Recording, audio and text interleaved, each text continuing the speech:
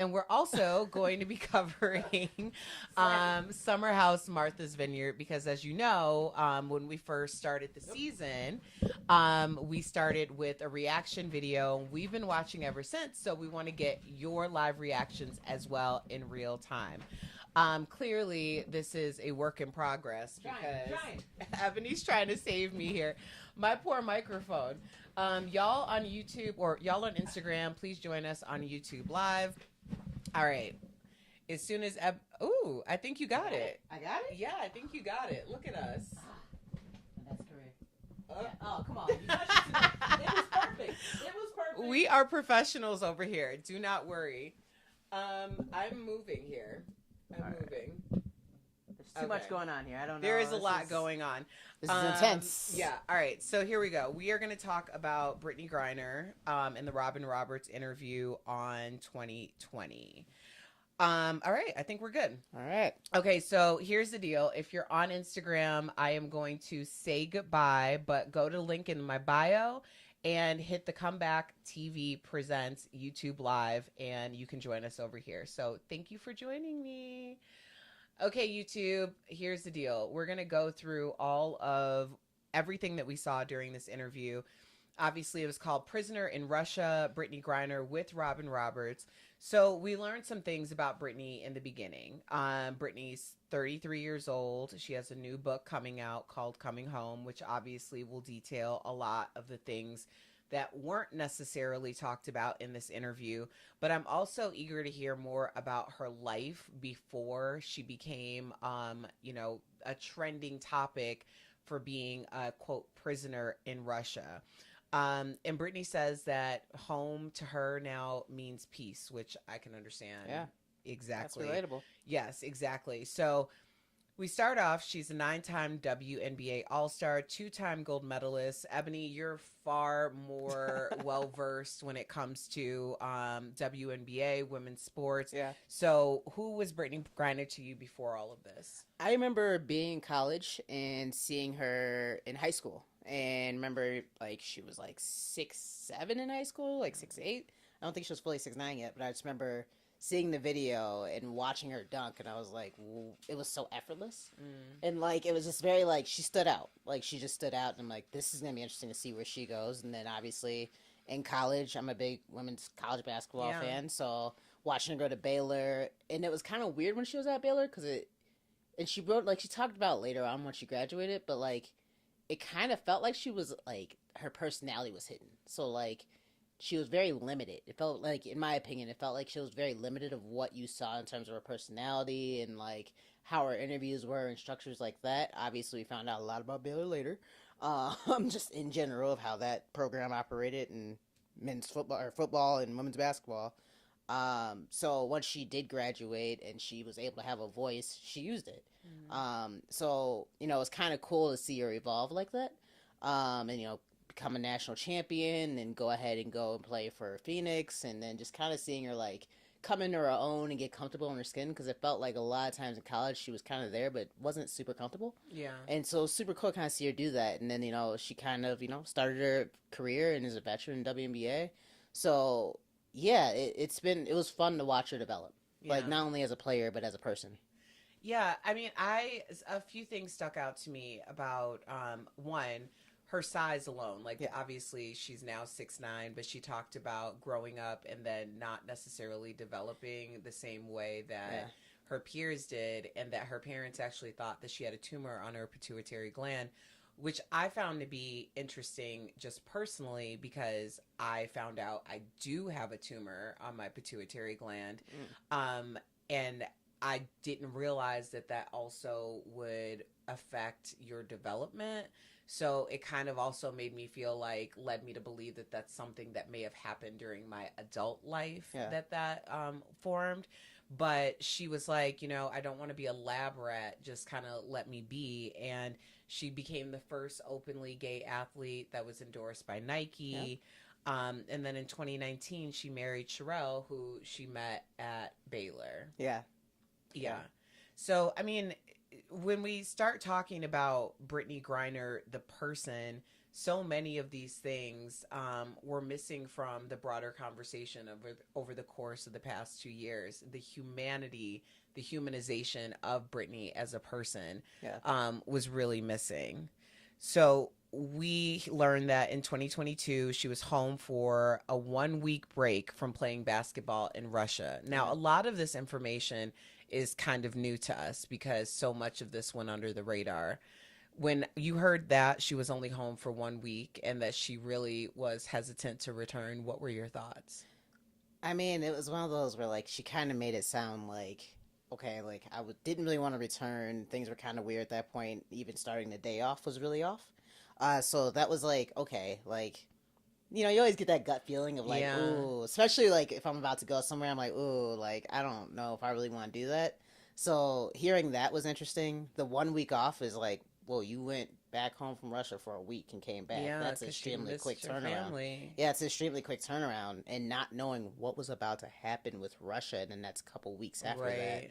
that was interesting. But also, like, yeah, you're there, like, it's a job. Like, if you get a week off work, you're gonna go back with your family. So, like, it made sense to me. Like, you're in a different country, your family's somewhere else, you're going to make money to support your family.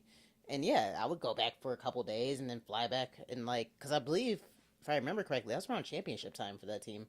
So I think she did come back for the championship, where she could have just stayed. Which, Yeah. I mean, I don't know if that affects the money or not, but, like, yeah, it made sense to go for a week. It's just crazy that in that week's time, you just forgot to unpack something. Or, like, Right. you forgot something that was in there.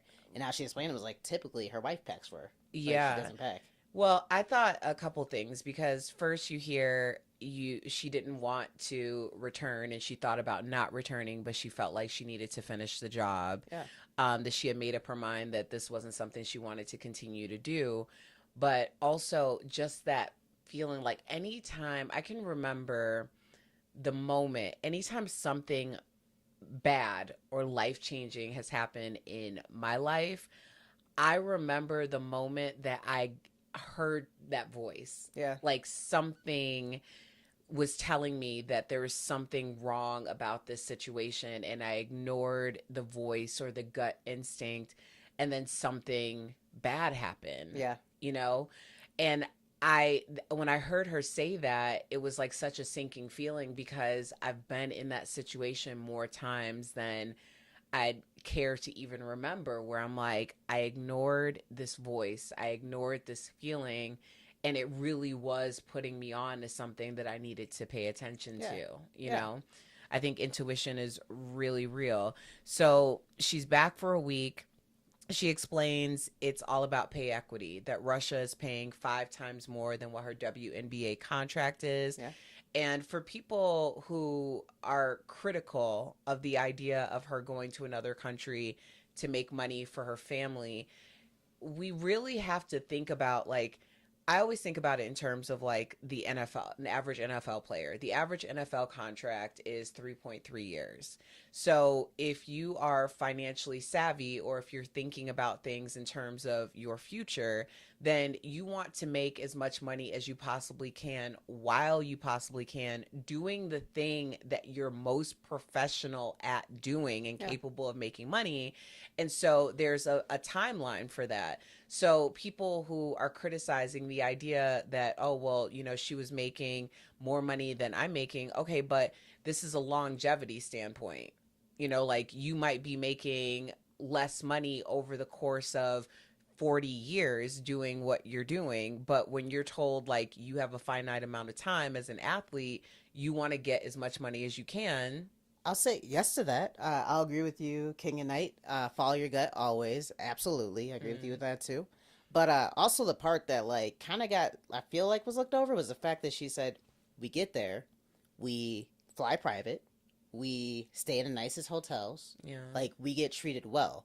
What do we know about the WNBA up until recently? You're flying commercial, you're sharing rooms. Like it's been a very, you know, bare bones operation. We've seen videos and pictures of players who, you know, are the stars of the league sitting outside waiting because their flight is delayed in their commercial. We saw Brittney Griner get harassed in the airport getting on a commercial flight when she was playing in WNBA last summer. Yeah. So yeah, there's some discrepancies there of like, it is luxurious, you get paid very well, and like I've heard that be compared, like women's basketball kind of compares to foreign cars there. It's like we have this flashy thing here, and like they take their teams very seriously. They pay them very well to get there, but then you come back to the states for 3 months playing WNBA, which we all grow up thinking about. If you ever played basketball, like that's the epitome of everything. Like that's the dream, and it's like, yeah, like we're Right. here. It's cool to play in front of my family, but I do this for the summer, and then I go back overseas, and it's a very small league. It's slowly growing, but it's a very small league. The salaries aren't amazing. The conditions could be better, but it's getting there. It's growing, but like the league's like isn't it like I remember I was like in fourth grade when they first started, so Yeah.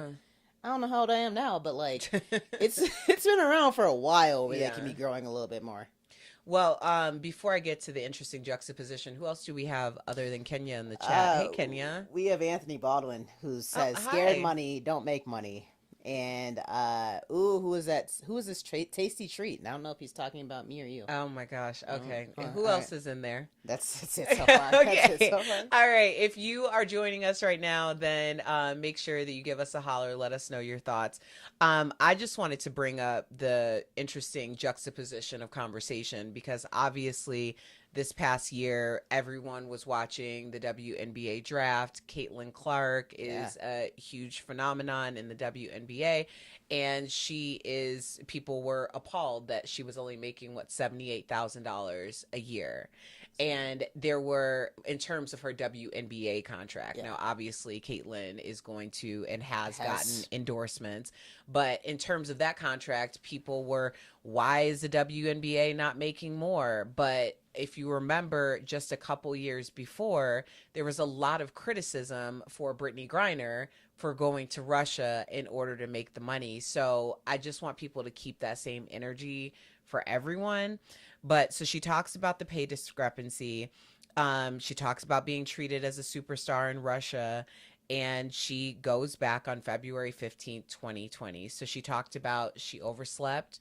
She packed her own bag when normally Sherelle would pack it for her. And she gets stopped by airport security. And it turns out that she has a weed pen, zero point 0.7 grams, 2 cartridges in her bag, which people were talking about like distribution and stuff. Like you're not distributing distributing point two, seven. yeah, 2 cartridges. That's just a ridiculous statement, but nonetheless people were having that conversation. Now what I thought about when she got pulled over or stopped at airport security in Russia was when you see any type of a siren like on the street, you could be doing absolutely nothing, but all of a sudden in your mind's racing like, do I have a gun in the car? Do I have drugs on me? Is my Yeah, license like up to date? When you get stopped at the airport and they search your bag, like I've never had anything in my bag that I've ever thought about like, oh man, like I might get busted for this. But you do have a panic because you're like, well, what if there's, this in there, that in there? And that's what I was thinking about. Like, clearly she was in a rush. It was in her bag. She didn't think about it until she reached into the bag and felt the cartridges. What do you think? I mean, yeah. I mean, mostly because we're seeing it a lot more now. Like right now, people are going to was it Turks Turks and and getting caught Caicos? with Yeah. ammo. Like sometimes things are in your bag, you kind of forget. Like you went on a trip, you threw the bag in the corner, it's still there. You grab your bag to go on another trip, and you kind of forget. Like, oh, I have this in my bag. I don't have anything I can't take through an airport, so this isn't really a thing I worry about often. Like everything I bring, like I don't have anything in my home that I'm like, ooh, that's illegal. But like it's tough to really think about that because like you are kind of thinking like what is this, like you can kind of tell in the beginning it's like okay, like what's in my bag, I don't know, I don't have anything crazy in here. And then like yeah, like in that moment she was like it felt like the elevator dropped, Yeah. and I'm like I could see that because you know how serious it is in Russia. Yeah. Like so I could only imagine what that would feel like. It's kind of like getting pulled over and thinking or like knowing you're doing something wrong. Yeah. Like you know that there's serious consequences to it. Yeah, I thought that was interesting because it was just like in America, depending on what state you leave, you can have marijuana in your bag. like up to a certain amount, as long as you land in a state that's also legal in. I believe that's like something like I don't know, it's something like you can do at airports. So I'm like, like, I don't know that law, yeah, so I'm always like, y'all, if you're traveling with me, take everything out of yeah, your bag. I it's don't want to legal. deal You with got it. it's legal. I don't know the exact specifications of it, Yeah. but it is legal. But like, yeah, it's so she did make it across. Like she made it out of America because it wasn't anything, it wasn't an issue. Just wasn't expecting to get to Russia, and like them noticing it. So like, yeah, that's just crazy to think about. I mean, it's crazy because it's crazy because you can see how easily something like that could happen. And that's something else that she touched on during the interview. You know, Robin Roberts posed the question, like, what do you say to people who have been critical about you having it and saying that you didn't know that you have it? And she brought up several Yeah, examples, including like leaving your glasses on your head and not realizing it. I have tried to use my phone to see where my cell phone was, like, and it's in my hand. So I can really understand how something like that could happen, but to have such huge consequences for a mental lapse is just crazy and unfathomable. So she ends up texting her wife. It's 2 a.m. in Arizona, and she is texting her wife, who then gets in touch with her agent, yeah. and 13 hours later she's landing in Moscow. She meets with her lawyer, Alexander Boykov. And I cannot imagine what you have to be thinking about in that moment, that you're getting transported to a Russian prison. I mean, I think really it was very interesting because I'm like, when we remember all this came out, we were like, why are we just now learning about this? Right.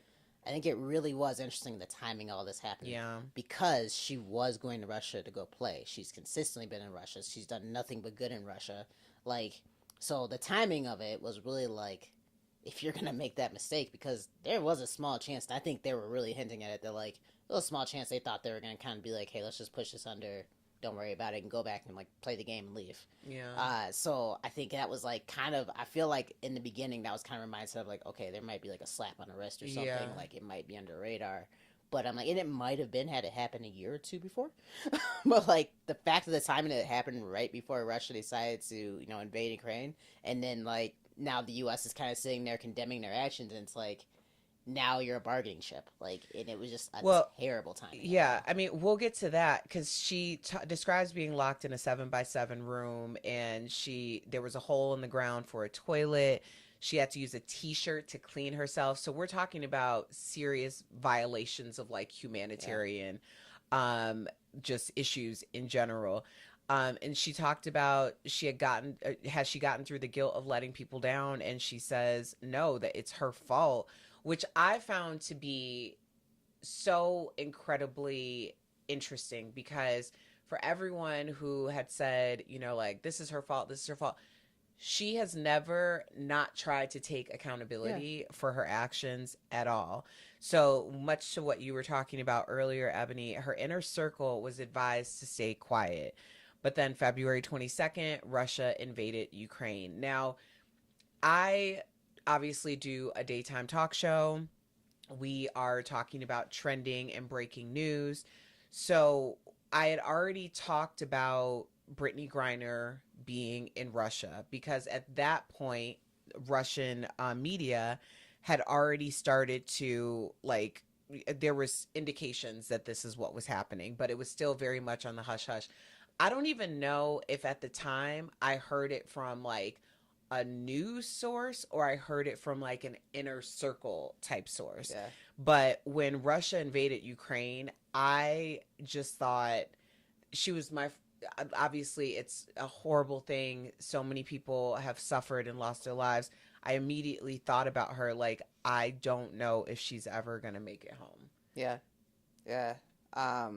So my bosses at the time, I was working with my boss's wife who's from Ukraine, and they were doing a lot of things to like help people out, get medications, things like that. And she was kind of telling me like, hey, this is what the prisons are like there. This is what's going on. Also, like, her being a queer woman is going to be very impactful of all that. So I'm just like thinking through the worst of what the situation was, because I honestly didn't know much about like Russia or really what was kind of going on over there. And she kind of like gave me the full scoop of like, oh, they're going to really take advantage of the situation. And that's when it was just like, I don't, yeah, like this was like 9 years of that. That's a lot. Like, Yeah. are we ever gonna see her again? Was kind of my thought process with it. What are people saying in the chat? So, hello, Sherry. Hi, Sherry. Kenya, I'm scared to even bring my meds, and they're prescribed. That's fair. Yeah. That's fair. Scary. Someone in DBL chat earlier today made a good point that one, she shouldn't have gone to Russia, but two, if they had paid them better, they wouldn't have to go to this, and yeah, I agree with that. And it is terrifying. Yeah. It is. Yeah, it really does come down to the fact that, like, ideally, you wouldn't have to go overseas and leave your family to make a living, but unfortunately, it's kind of where the WNBA is, but fortunately now NIL is just really picking up for people. Yeah. So well, and a lot of, and that was my point about Angel Reese, Caitlin Clark, these superstars who are coming out and going into WNBA. They have more autonomy than a Brittney Griner did when she was coming out of school, because they have the ability to own their own image, to licensing. They have the ability to do their own endorsements, sponsorships. So some of these women, and not just basketball players, but some of these college athletes are able to make 6 figures, in some cases 7 figures, which gives them a lot more autonomy than the athletes who came before them. So we're at February 22nd. Russia invaded Ukraine. Brittney enters a detention, which is a group cell. She talks about it's dusty, dirty. There's blood stains, and she's eating porridge that was like cement and bony fish for meals. And you're talking about someone who is 6'9". So she is going to require more nutrition than someone who is, 5'5". Yeah. So then she talked about having to lay on a blood-stained mattress, and they would go outside, they would say for 15 minutes, but that 15 minutes ended up being 2 hours in the Russian snow. That's crazy. That's crazy. Yeah. So here's where I just like completely broke during this interview, when she talked about she wanting to take her life more than once, and she thought, what if they don't release my body to my family? Yeah. Yeah. That was a tough part. That was super tough to hear. Because really at that point she was like, I'm done being here. And my only concern is like, what's stopping me from actually taking that final step is like my family never getting my body. And I feel like when we first heard that she got 9 years and everything was kind of happening, there was this kind of undercurrent of like, we're never going to see her again. And like, when she said that, it was like, oh, so we were almost kind of correct on that, like, she wasn't going to survive those conditions. So then it was kind of like, okay, like, and this was several years, like, it's been a couple years now, like, when all this happened. And it's like, I kind of remember that feeling that I had when I like heard it was 9 years, and I was like, we're never gonna see her again. Like, I remember having the conversation with you, because I kept saying on DBL, I'm like, this story felt so personal to me. And a big part of it was like, when I looked at photos of Brittney, I just kept thinking about you. And like, when I kept thinking about you, it was so personal.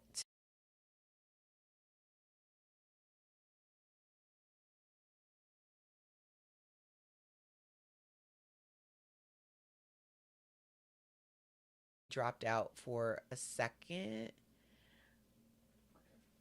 Okay, we're back. What was most important to me was, I am a person who has a platform. It is my responsibility, because obviously if people are talking about it at the moment where it became quote unquote safe to talk about it, then it's all I really wanted to talk about, because I didn't want her name to disappear from the headlines. And there was a moment there where that was going to be quite possible, and it was happening. And so I was always keeping the faith that something had to happen, like whether it be pressure, guilt, something had to happen. So I know you were very much like, I think this might be it. But I was like, I'm going to hold on to faith. I'm just going to keep the faith. Yeah. So she talked about the news obviously was released by Russia that she was detained. That came with a lot of criticism, people calling her everything from a drug dealer to just plain dumb. And then the question became, was she a marketing chip against the United States? Yeah. And honestly, early on, we knew so little. But what I did know for sure is that Brittney is a queer woman of color, and where she is prioritized in this country, period, would not be the top of the priority. And that was my concern, was that utilizing her because she's a superstar in Russia. So now they have like, you know, the golden bargaining chip. Yeah. And is she going to be used as a political pawn? And that was my biggest concern. That's what I kept saying even very early on. Yeah.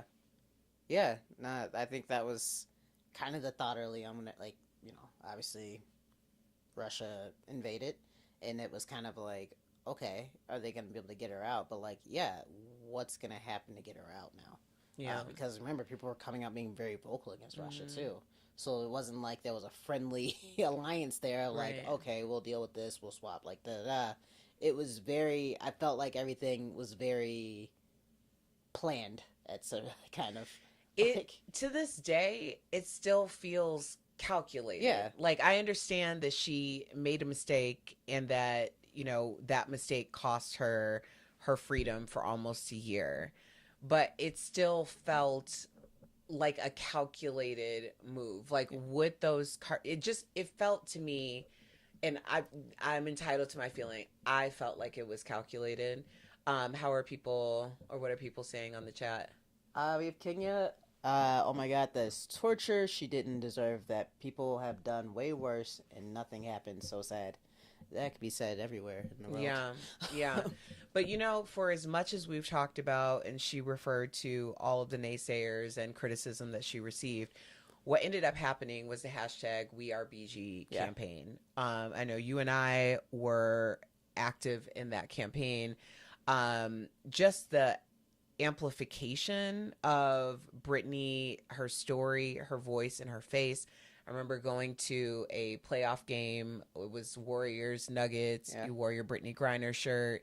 I remember Steph Curry looking at you twice, like, and giving you kind of like a, you know, what's up type thing. Because, I mean, it was so important that people, for not only from the NBA, but people for all walks of life, were saying that she needed to be returned home. And I think that that campaign and the amplification of these voices were critical in her return. Absolutely. Absolutely. I mean, as soon as, and I will give credit, like the NBA, WNBA did not let that kind of go by. I mean, her name was on the courts before the All-Star game. They did a whole moment and like just remember, so they were, I will give credit, like there was a consistent like attempt to like keep everything and everyone's like front of mind. Yeah. As I started through that.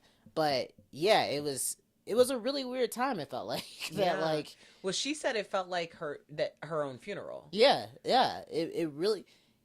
I think it's fascinating because, like I said, I've watched her since she was in high school. Go to Baylor, get drafted, have this personality, go through some rough patches, do some things, and then like this happens, and it's like it felt like we always kind of got like a to her personality, and then like now it was like, okay, like who is Brittney Griner? Like, and it was like trying to explain to people, like, she's an Olympian, she's an NCAA champion, she's a WNBA champion. I believe she's won a championship in Russia as well. Like, she's done so much for like the game of basketball. She's dunked multiple times, like as a woman before. Like now it's kind of becoming more of a norm, but like she's done a lot. Yeah. She's the first out pro athlete with Nike.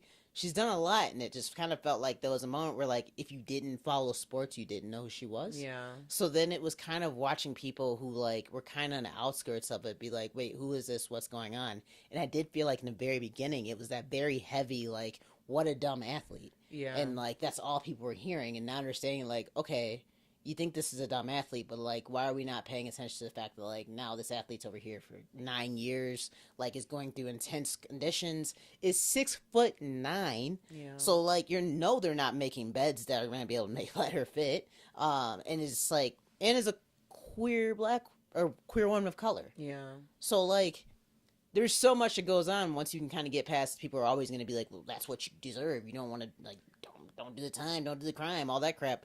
Like really what it is like it was just a chance to kind of like learn a lot more about her, and the more and more I felt like I learned about her and like more was coming out. Like I didn't even know she was married to Sherelle until everything happened. Like the more you start to learn about it, it was just like, okay, like she's more than a basketball player, we need to get her back. Like this isn't like she like it just felt like I had a chance to get an inside glimpse of who she was, and it just made it so much harder than it was like, oh, this basketball player I've watched play basketball is in a bad situation right now. It was like, oh, this person with a wife, with a family she cares about, with teammates that are like really trying to figure everything out and like figure out how to help her, with like the country behind her now at this point is like in trouble, and like it just kind of opened up my mind to like, whoa, like there was so much more that we like that was like I feel like she has to bring to the table than what we've seen this far, and it was kind of like breaking my heart. Like I said before, I was like, when will we see her again? Right. Like, and I really think that you just the humanization of people, like I always liken it to like workplace culture, because from my experience working in a lot of different environments and with different people, you tend to have a certain degree of empathy from your colleagues and from your bosses when they see you as a full person. Yeah. Like when you are open in that way. So it's not just like, this is another number, another person who's working here. This is so-and-so who is a mother and a wife to so-and-so, and her kids' names are so-and-so. Those things are very important. I watch or I listen to Holding Court with Ebony K. Williams, which is an amazing podcast. If you don't listen to it, you should check it out. But she talked about the idea of who gets attention when you go missing and who doesn't. And there was a case, I wasn't intending to talk about it, but I can't think of her name. The young woman, bless her soul, who was murdered by her quote friends in Mexico. I I can't even think of her name. If someone in the chat remembers, please, I'd like to say her name. But Ebony was talking about how it was the photo, because remember the photo that we kept seeing with her long hair, and I think she was wearing like Louis Vuitton or something, like stockings. And the photo was so beautifully captured. It was almost haunting because you could see her eyes and her soul in that photo. Yeah. And Shaquilla Robinson.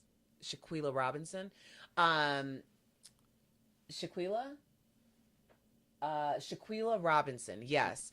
And Ebony K. Williams was saying that a big part of the reason why that story got so much traction is because of that photo. That photo not only humanized her, but it made it seem like this is a girl that you went to college with. This is a girl that, it put it into the context of your life.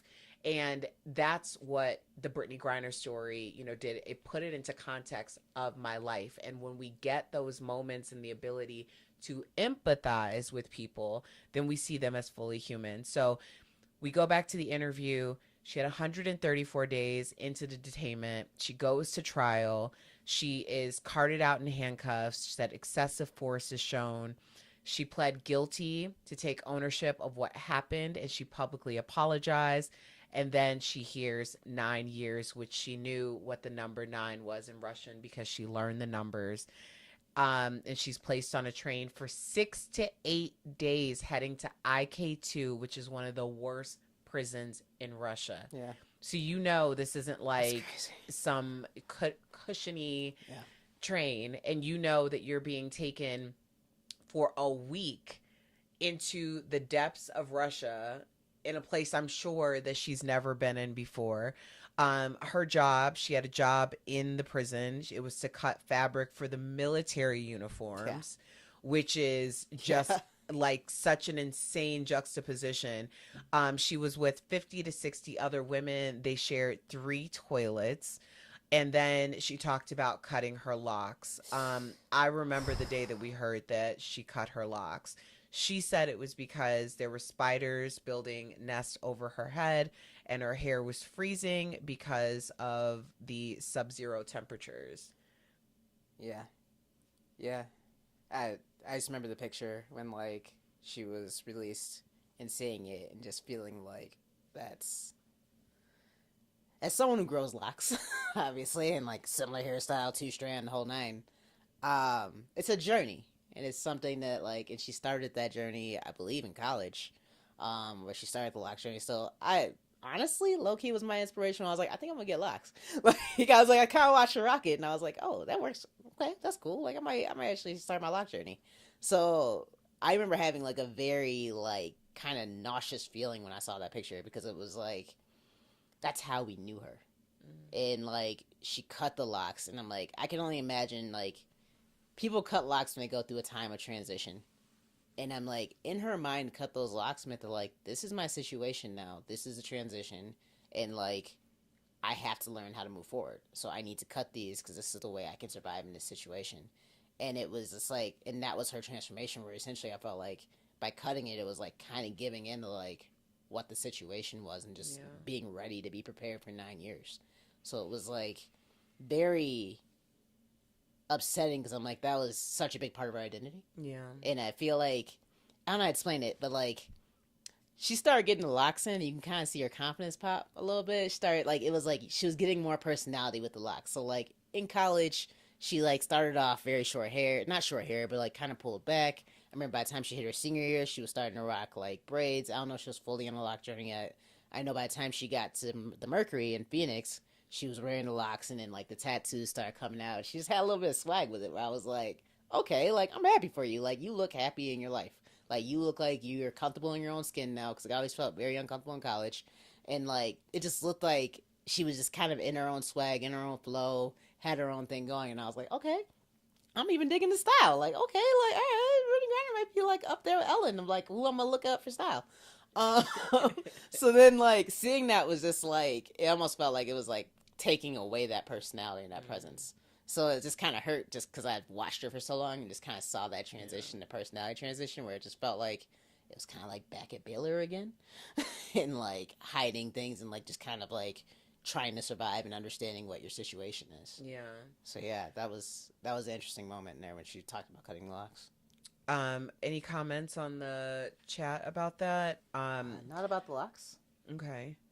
So, well, I'll move on because we very seldom talk about this for people who are incarcerated or in situations where they don't have full autonomy over their lives. But she talked about the 9 years and the idea that her parents are up in age. Would they still be here? Yeah. When she was released? Her marriage, she said she couldn't ask Sherelle to wait. And Sherelle's response to that was like, no, Brittney's my person. That wasn't even a thing.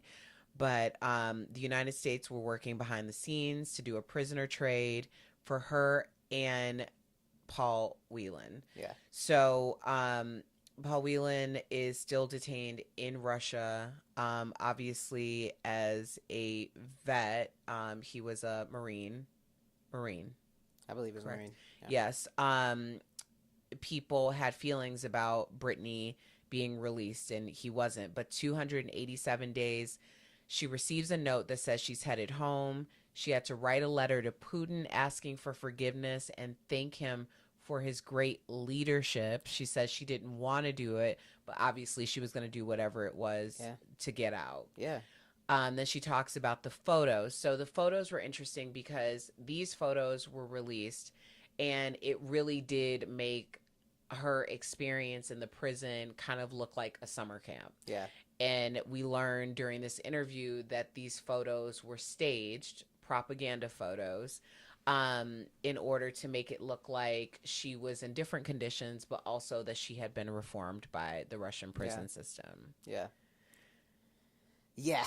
That was interesting. Not surprising though. Yeah. That they'd go that far to do that. in order to release her and say, yes, we reformed her and she did everything well, and this wasn't as bad as everyone's making it sound out to be. Mm-hmm. When in reality, I don't think anyone's been like, yeah, you want to go to prison in Russia, it's great. Right. I've heard Finland before. I heard it was amazing. Sweden too. Like, you might want to go if you ever get in trouble, go there. But like, but yeah, I mean, it's not believable that she was in Russia, like having okay time and was in Martha Stewart prison. Yeah. Like, it's just not not buying it. Well, she talked about taking the photos. Then during the transport, she was taken to a men's prison, where she was photographed naked. 360 degrees. Yeah. Which, I mean, she talks about it. It's like, I obviously, I know that she's getting all the help that could possibly be afforded to her. But just the idea of like how dehumanizing that has to be to stand in front of a group of men and they're taking photos of you naked. I mean, just unbelievable. So I think with that, it goes back to like what was said earlier, where she was just like, I've always been like picked on, or like things are always said to me about my body and about my appearance. So like, it stung more to know like, that's already an issue. Like, that's already something that, like, she's in front of all men and do a 360 while they take photos of you. Like, that's painful. Yeah. Like, that's physically painful. Yeah. And to go through that, and, like, also at the time, she didn't know what was going on. Like, she thought that the deal fell through. Yeah. So you're going through that all over again. Now you're in a men's prison after people make comments about you being a man for the majority of your life. And now you're in a men's prison not knowing what's happening next. Well, luckily, 2 days later, she is transported to a plane where she talked about hoping to see Paul Whelan on the plane, but he wasn't released. Instead, Brittney was exchanged for Victor Boat, who is the merchant of death. He was an arms dealer who was detained in the U.S. She says she shook hands with Victor. He wished her well, and she said she reciprocated, but she felt like she had touched death. When she landed back home, she immediately embraced her wife, Sherelle. And I just thought, like, that whole part about the idea of, like, flying back home, seeing your wife, like, and Sherelle seeing Brittney, not knowing if this day was ever going to come, had to have just been so surreal. And also how much of a soldier Sherelle was and is. Talking about holding that down. I mean, yes. Talking about holding. Didn't she get her law degree? Yes, she was already in law school. She completed, she graduated. Brittney wasn't obviously able to attend. She was still incarcerated. But who did? Our girl Dawn. Oh yeah, Dawn Dawn Staley Staley attended. Yes. Shout out to the champ. Yes, absolutely. Absolutely. So what did Brittney do when she got back? She talked about what she wanted to eat. Whataburger, barbecue, Dr. Pepper, hot Cheetos were all her first meals when she came back. I liked this because it brought just a little bit of her personality back, sharing that. And then she talks about how she reconciles her release versus Paul Whelan. And she said that she struggles with being called unpatriotic because she skipped the national anthem in protest. This was during the social justice movement. And she said if it were up to her, she would have sent Paul home instead of herself, which is a strong statement. Yeah. It's a strong statement. She talks about how she copes with racist and homophobic comments.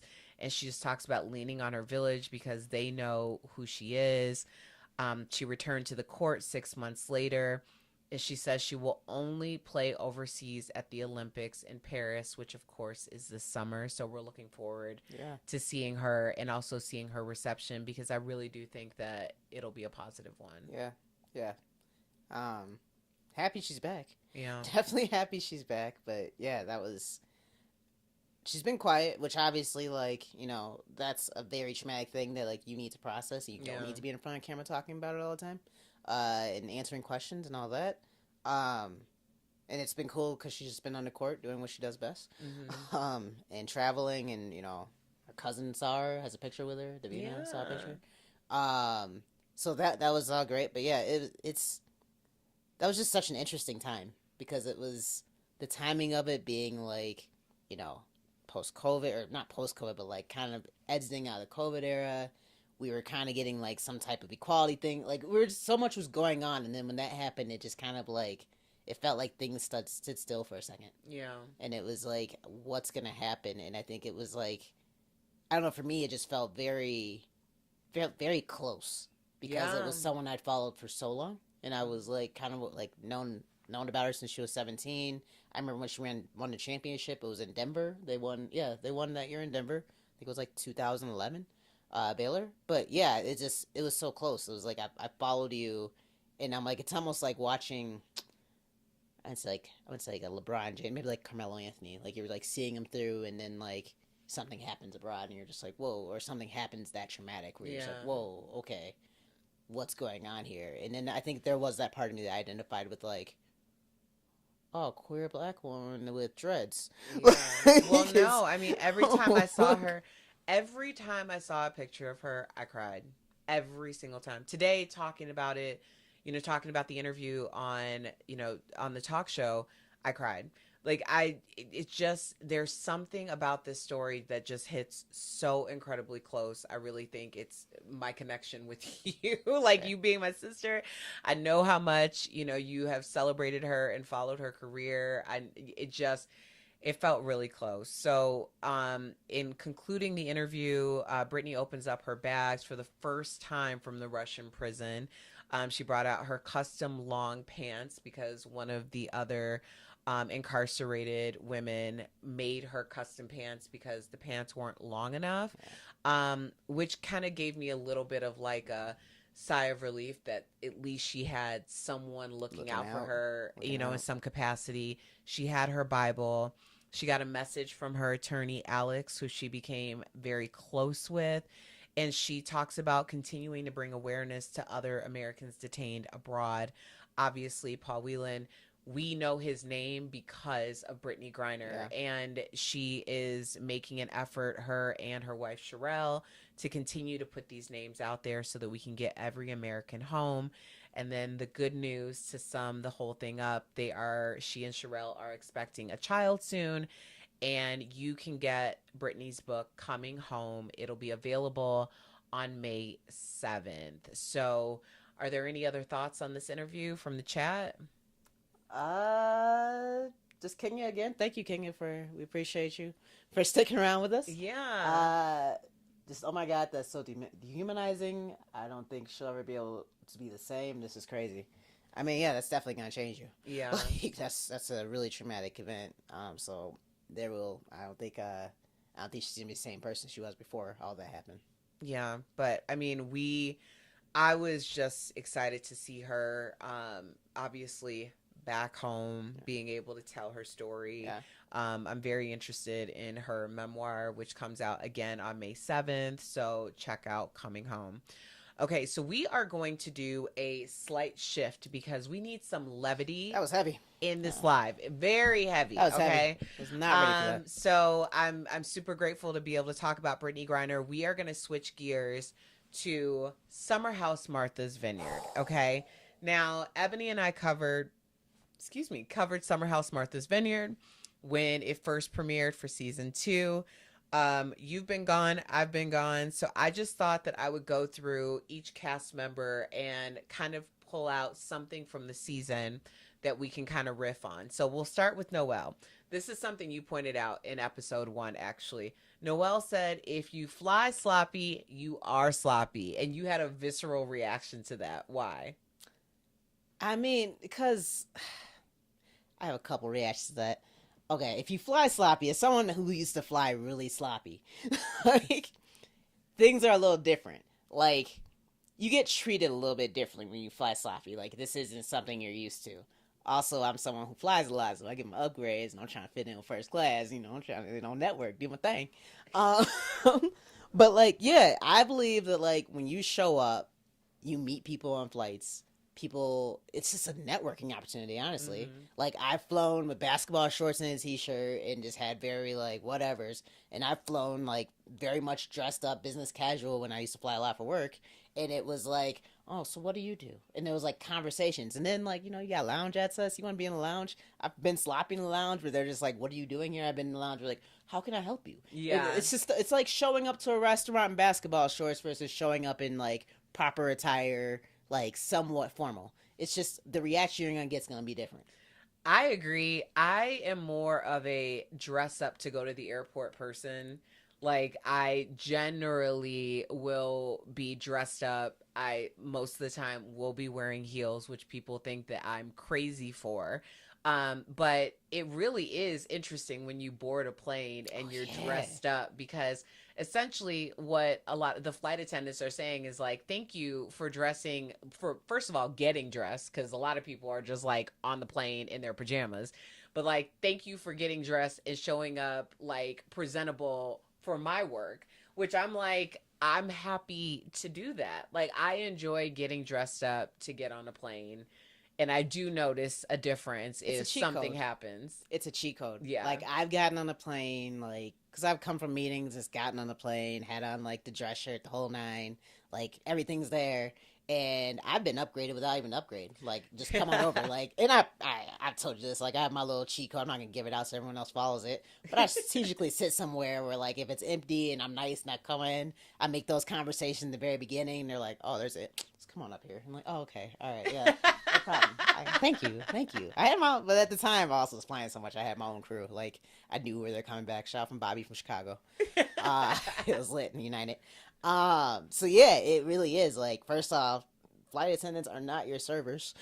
Like, there are people who are working there are going to keep you safe. And my thing is, whenever there's somebody there that will look out for me, I make sure they remember me. Yeah. Yeah. Like, if like this is a life or death situation, remember these dimples. Remember this smile. Remember this smile. Not the dimples. Okay. We are moving on to Nick. Okay. Is it ever appropriate for a platonic friend to be touchy? Now, the girls have accused Nick of being touchy when he has had some cocktails. And I was kind of like, I could see, like, I'm sensitive to touch. So if someone was constantly, putting their hands on me, I would have a reaction to that. But I have a reaction to it anyway because I'm just touch sensitive. So can you be platonic and touchy? I think that's a genetic thing, maybe, where we're all just touch sensitive. Cause I'm like, why are you all up in my space? Yeah. Like, I'm not the one that you're gonna be like holding, like, oh, let me just do this. Like, no, why are you touching me? Yeah. Is it appropriate? I think it's like, it depends on the person's style. Like, for me, no, it's weird. Don't touch me. Yeah. Like, but someone who like really gravitates towards touch and like it's a platonic friendship, I don't know. I don't have those. I think the most I do is like a dab and a hug. I don't even think we do full hugs as friends. Guys, what's going on? Yeah, you should hug more. You should hug more. See, I have had friends, and I'll say that loosely, who were very touchy people.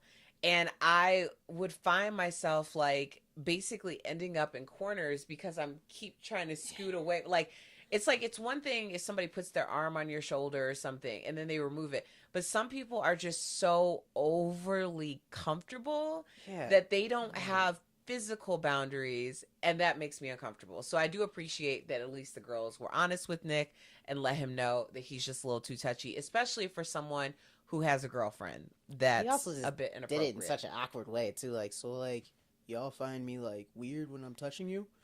Yeah, while we're in bed, let me just like hover over the bed and ask you this really weird question that's like, I don't even feel safe right now in this. Like, yeah. Okay, like, and let me like Nick, wander around the room while I do it. Like, I feel like Nick is harmless. I feel like he's just a little socially awkward at times. Yeah. All right, Amir, was he justified in stepping to Phil in defense of his friends, or was he team too much?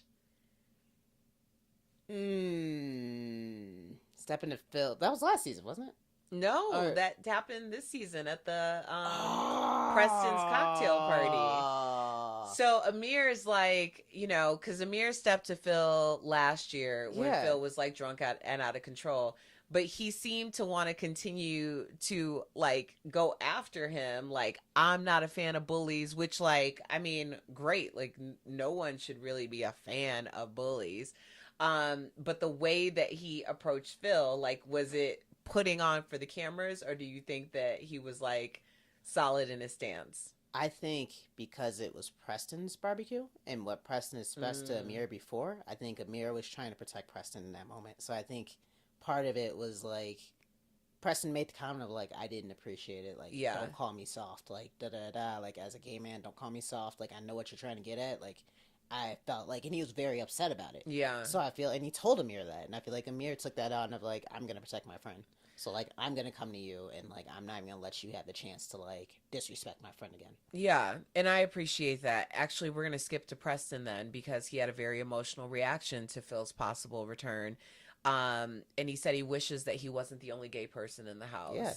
And I really appreciated that. I wish that that would have been a little bit more of something that he was covered in and understood a little bit more by his other cast members. But I do think, yes, to your point, that was the reason why Amir. But it's like, also, it kind of brings back that, like, real world dynamic when there's only one black person. And, like, something happens, and everybody's like, I don't know why you're so freaked out right now. Like, it wasn't that big of a deal. Like, no, that microaggression really triggered me. And, like, do you understand why? And it was kind of like, everyone was kind of thinking about, like, Phil being drunk and, like, what he did in the bathroom and all that stuff. But, like, what he said to Preston was, like, not acceptable. And then also Preston being the only gay man in the house was, like, kind of, like, he felt very cornered. Like, that's tough. Because, like, no one really sat there and was, like, hey, I'm sorry that happened. Like, everyone kind of calmed down Amir, calmed down Jordan. I believe Nick was the one that he messed up the bathroom at, like, was like, you know, that's messed up, blah, blah. But no one ever addressed Preston and what happened there. Yeah, that's And granted, true. they were the only ones there when that all happened, but, like, yeah, like, telling someone they're soft, and they might not have meant it that way because they didn't want to take a shot, like, you came in not knowing who you're talking to, and you were making comments and, like, saying things. And granted, he was wasted, but, like, doesn't excuse the fact that, like, that was a major trigger for him. Yeah, no, I understand that. Okay, so Bria, what the hell is sleep support? I don't know. I don't get Bria. I can't with Bria. I just thought it was ironic that they had just criticized Nick for being too touchy, and now she's inviting him into bed with her. A man who has a girlfriend and she has a boyfriend. I don't know if I can think of a single time when it would be acceptable as someone in a committed relationship to have someone who is sharing a bed with me, like, as sleep support. Like, isn't that what Milo's for? I don't know. Milo's her emotional support dog. Now she needs an emotional support Nick. Like, what's going on there? I don't know. I don't know. I mean, what's Simon got to say? I know. That's the thing, because I'm thinking if if the roles were reversed, I don't think it would be okay. All right, Jasmine, she aided. Okay, this kind of rubbed me the wrong way. And Jasmine is having a full evolution, right? So she was a part of Mariah's eviction in season 1. Yep. But now she says that she needs Mariah's support because she's being iced out by the other people. And she is obviously going through a lot, as we now know that she's revealed that she was pregnant. So is this a part of just the circle of being a friend, or is this a red flag? I think, and we all know how I feel about Mariah, that was my favorite castmate, and I will never forgive you, Jasmine, for kicking her out and not having her back, because I felt like in that moment, all that went down, and Jasmine didn't say anything. Like, she was kind of sitting there quietly, and when the group said she has to go, she said, okay, and she went and kicked her out. Like, there was no defense, there was no, like, obviously Amir could have stepped up and said something. There was this, it felt very like, all right, bye. And then she was gone. I'm like, and that's your girl you were living in a car with? Yeah. Like, yeah, I will never forget that. Like, that's the girl you were living in a car with that, like, is away from home. I believe away from her child and is spending this time. The fact that Jasmine said she needed Mariah's support, it's like, we all have had a friend where you have always gone, like, 10 toes down for them. you've been there, like they've had all of these like different random events where their life has fallen apart, and the moment that something happens to you or you might need support, they're like nowhere to be found. So that was like, it felt like a little bit of a friendship red flag to me, because I'm like, how do you not understand that friendship needs to be reciprocal? Okay, let me talk my talk real fast, because Okay. I think I had a realization right now. So I'm going to talk my talk. Okay. So, when Bria brought the dog, right? Because the whole getting kicked out was because Amir put the dog stuff in with the laundry and then didn't know it. So then they got in this whole argument. Mariah pushed her. All right, that all happens. Let's not remember what happened before that. All Jasmine did was complain about that dog and was like, there's dog hair on the couch. Oh, I didn't ask her. Like, she just brought the dog. And she's saying that to her best friend. Now, as a best friend, I'm sitting here internalizing like, yeah, screw this dog. Like, you never asked to bring this dog. You brought this dog here. I'm going to ride for my friend, and I'm going to stand up for her because she doesn't feel comfortable doing it. So when all that went down, think about what was in her mind. When they were doing that writing session, and Jasmine was complaining about True. Milo, my bad. Yo, Mariah's sitting there being like, okay, this is all happening. So when that happened, she's internalizing all stuff her friend's been telling her. That's true. And she's like, I'm going to go ride for my friend. It was kind of, junior high-ish. But, like, in her mind, she was riding for her friend that did not ride for her when things went down. Yeah. The one that was complaining about it was like, yeah, that is messed up. Those were in there, though. Like, can we just look at the problem, address it, and you guys talk about it? No. She sat there quietly, even though she provoked the whole thing. Had she said, I don't mind it, blah, blah, blah, Mariah probably wouldn't have been as heightened. Yeah. Because she was bringing it up. So I'm like, yeah, this was your fault. This is all on you. You were the one complaining about it. You're the one saying, like, and I don't know, and she just showed up with the dog, and I don't really know, like, why it's here, and now we have dog everywhere, and I hope he doesn't poop in the house, and, like, hyping it up. I'm sorry, I'm sitting here being like, yeah, and this happened, like, I'm expecting my friend to kind of be like, yeah, I'm gonna stand up for you. Like, I'm gonna stand up for you and be like, no, take your dog, go somewhere else. Yeah. So, like, Jasmine had a huge part in this. Yeah. And, like, no, doesn't it's see true. it. It's true. All right. Well, Jasmine, we are looking for you to do better, but you are coming around. You're coming around, girl. Okay, Jordan. So Jordan has an issue with Summer. Yeah. Because she made out with her favorite bartender in front of Jordan's Park Avenue apartment building. Is Jordan justified in being upset with Summer over that? I mean, for making her look messy? Because, I mean, she was saying, like, the doormen were all looking there, and, like, obviously we're together, and she's just like, and she didn't say made out, she was like, it was getting a little intense. Yeah. So, like, you're being provocative in the streets. Like, yeah, I would, you have a right to be upset and embarrassed, but I don't know if I'd be, like, that angry about it. Like, dude, get your life together. I have heard comments from other people that are like, what's the big deal? She was kissing in front of your apartment. Is that what you're so upset about? And I'm like, see, I can understand where Jordan is coming from on this, because by even saying that it was her Park Avenue apartment, she's saying that she lives in a upper echelon living situation. And so when you are a Black woman, especially in a living situation like that, generally you're one of the only ones. And so what happens is you're going out of your way to probably be seen and not heard most of the time, because if you're heard, then it's an interruption. Yeah. But you want to be seen because you want people, that doorman situation where it's like, you see me, I see you, like, please continue to watch for me type situation.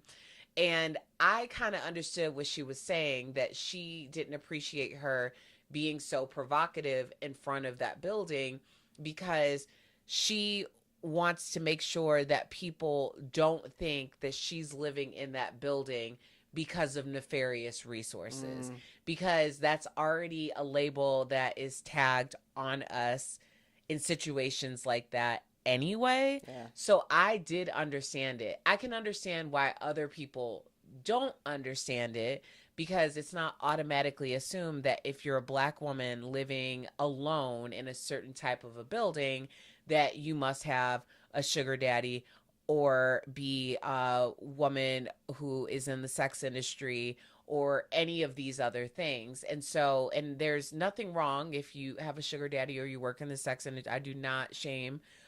Sex industry is real work. Sex work is real work.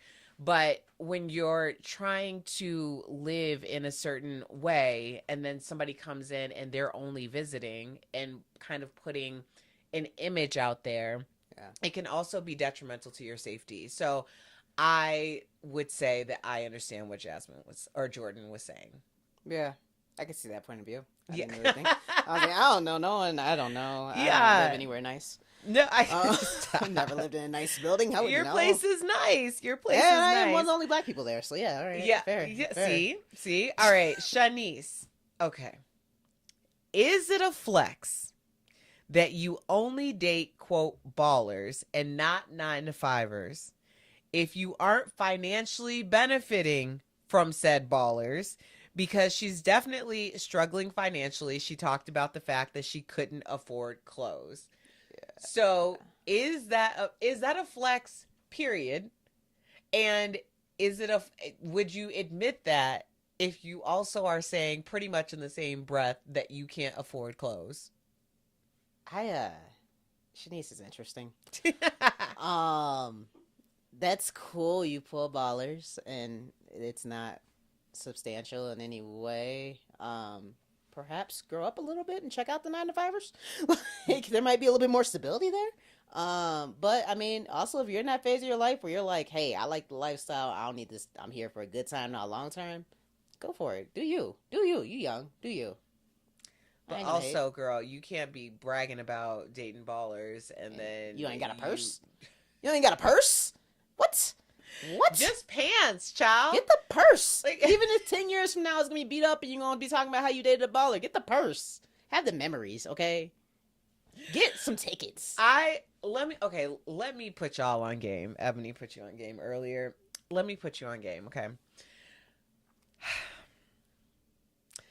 This issue, and I know that this is very trivial, I understand, but it is an issue and it's something that people talk about.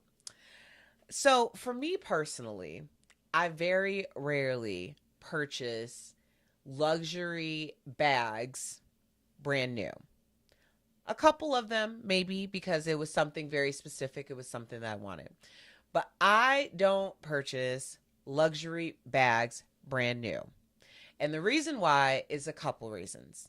One, I am very hard on my on my possessions. I am not the dainty, like, I'm going to carry this. I'm not. You do beat a purse up. I will beat it up because I actually use purses. They don't sit in my closet as a museum. I need something functional. I also don't purchase purses new because I worked in an NBA arena for 4.5 seasons, okay? What I noticed is that when there were breakups, there were fire sales on all of these luxury bags. And these bags were very, very gently used. So I always know that there is going to be a fire sale on a gently used bag that I'm likely going to wear into the ground and beat up anyway. So this is all to say, especially for women who say, oh, yeah, no, I'm going to get the bag because it's an investment. This is what's very important to note.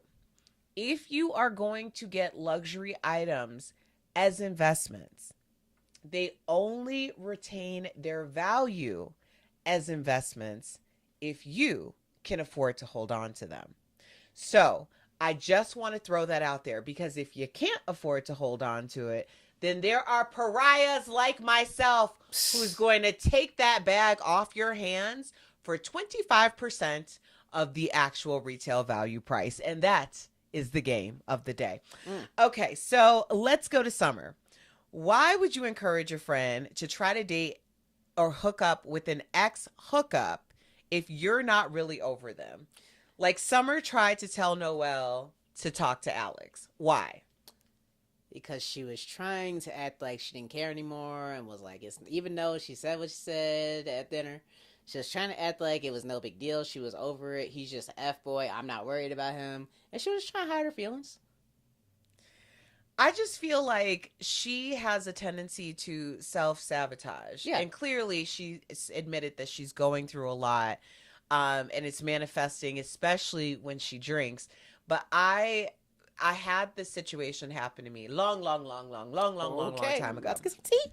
Long time ago. I mean, we were children pretty much long time ago. And I had a friend who had dated this guy, and they hadn't dated in quite some time. They were friends, and she had moved on. She was dating other people, like all this stuff.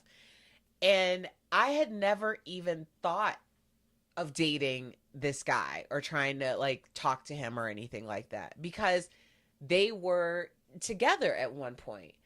But she insisted,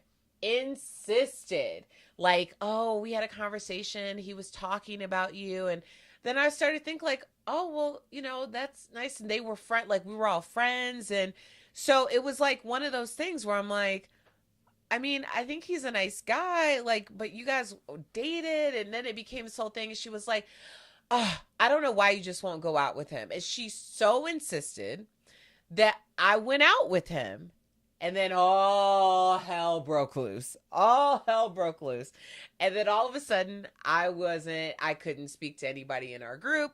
I was completely ousted. And that's when I learned from a very early age that you do not want to commingle with people who have had relationships with people that you consider friends. I learned it early. Luckily, I wasn't an adult at that time. And that's how that cookie crumbled. It was a lesson that I will never forget. Mm. Yeah. Mm. So I was a little surprised that Noelle took the bait. Huh. What? Oh, that's interesting. Interesting story. That's what happened. I'm like, I don't think I've ever had these situations in my life. Yeah. That's what happened. What happened? Yeah, it actually, in hindsight, like, I'm glad that it happened the way that it happened with that friend group, because I have a really hard time, like, detaching from people. It's best, generally, most relationships are things that have happened where they're like, okay, well, I don't want to talk to you anymore, which sounds like really pitiful on my end. But I do feel like I have this like almost protection around me sometimes, because a lot of times people exit from my life on their own accord because I never would push them out. And in hindsight, it was because they had to leave my life, not necessarily that I had to leave theirs. All right. Any comments in the chat? No. It's just scary asking, do you guys watch Love is Blind or Love Island? I just watched Love is Blind.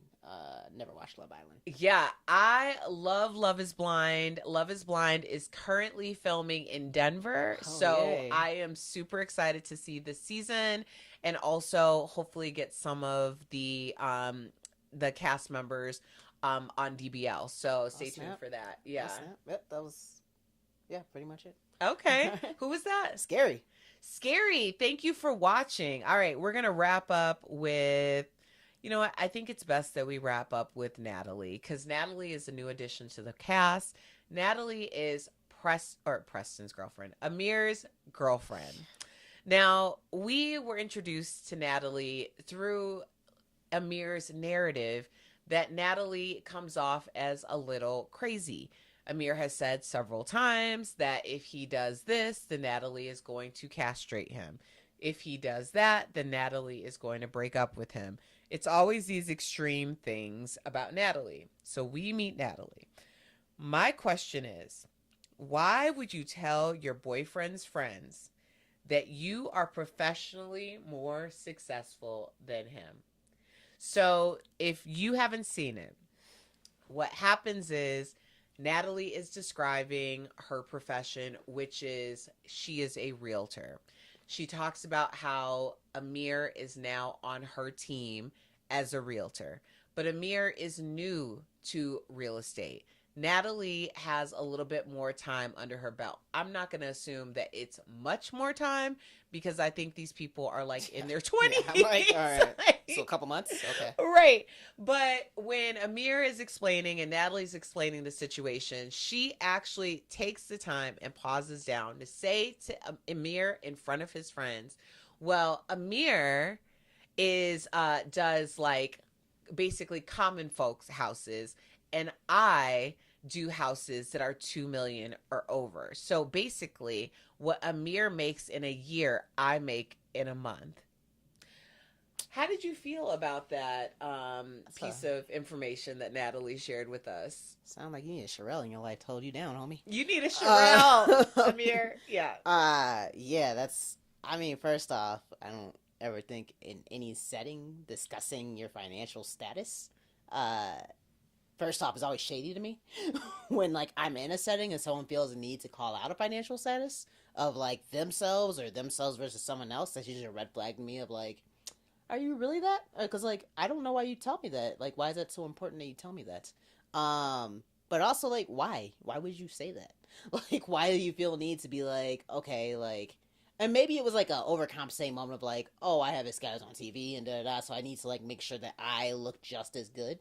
But, and I'm like, he has not done a good job bringing you up, by the way, so, like, yeah, that's tough. Yeah. But, yeah, that just came off very Miami. Miami. Came off very Miami. Oh my gosh. Very Miami. Well, we are looking forward to Summer House Martha's Vineyard. Obviously, we're getting pretty close to the conclusion. We're probably 3/4 of the way through the season, and it was just announced the Summer House Martha's Vineyard is getting a reunion. So, of course, we will be talking about that. We are looking forward to that. Anything you want to share with us before we go, Ebony? No, I was going to give one more shout out since we've been gone for a little while. Don Staley, South Carolina, let's get it. Yes. We had a nice little video that went, did some numbers. Yeah. For all of y'all who checked out our Boo Hoodie Twins video, it's at like 580,000 views right now. Numbers. When we so casually did that, I was shocked that it did those types of numbers. But yeah, thank you for checking out that video. It's on my Instagram. If you want to check it out, feel free to. And also, before we go, I just want to tell you, we are about a month out of the Comeback with Erica Cobb live podcast event. It's Sunday, June 9th, featuring Karamo Brown, and tickets are available now. They're available on Eventbrite. Please purchase your tickets soon because VIP is selling out very fast. We want to get our numbers in order. There's a lot of really exciting announcements coming up. Of course, we have the cocktail hour. We have live entertainment. We have comedian Al Jackson, who will be opening for us. I'm really excited about what I'm wearing. The designer will be there, so that'll be really cool. But yeah, get your tickets. You can get your tickets on Eventbrite by putting Comeback with Erica Cobb. You can get them on all my social media sites in the link in the bio.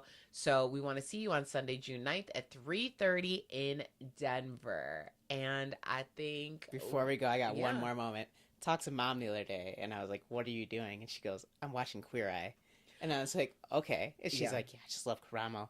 And then she goes, I feel like my style is just really, it's really upgrading right now. She's like, so whenever I leave the house, I just like to say, all my pretty girls walk like this. And I was like, I wasn't expecting that, Mom. She did the same thing I was baffled. I was walking, and I just stopped, and I was like, I don't know how to respond to that. I know. I don't know what to say to that, Mom.